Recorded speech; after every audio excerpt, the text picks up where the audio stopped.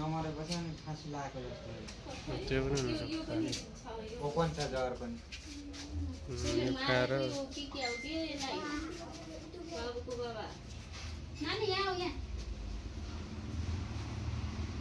त्यति हो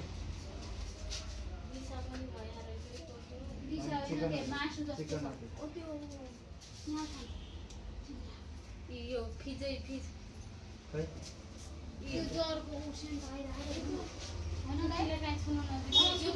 खै एउटा प्लास्टिक ल्याएर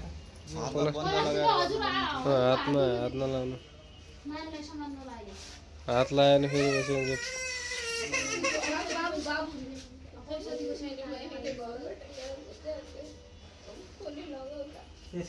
ए त्यो फुचिलो समात्ने त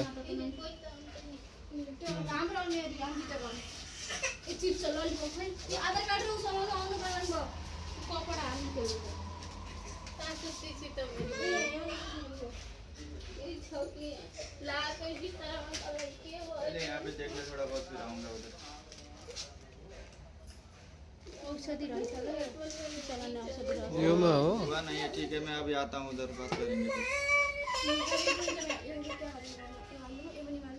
अभी आता हूँ मैं उधर कितना टाइम लगेगा पता नहीं किया था इसमें ये कपड़ा में कपड़े में साफ किया हुआ था ये फोल्ड करके रखा हुआ था ये कपड़ा रखा हुआ था इधर है हमें डाउट है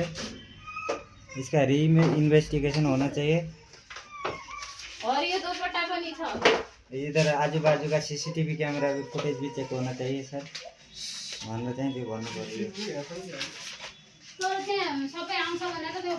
यो मारेकै हो किन बाबुको बाबा भन्नु यो मारेकै हो उल्टी कोइले पुच्छ मरिसकेको मान्छेले उले खाएको त्यो उनको होस बाहिर मरियो कि अनि उल्टी उसिनको अझ ढोका खुल्लै छोड्ने हेरेर पनि यता मात्रै उता देखाएर चाहिँ यता फर्काइन सिस्टम त्यहाँ अरु केही छ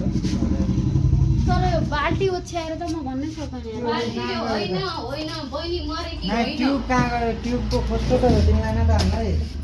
त्यो खै कताको लएर तपाईले यो ब्यागमा हाल्नु अघि चाहिँ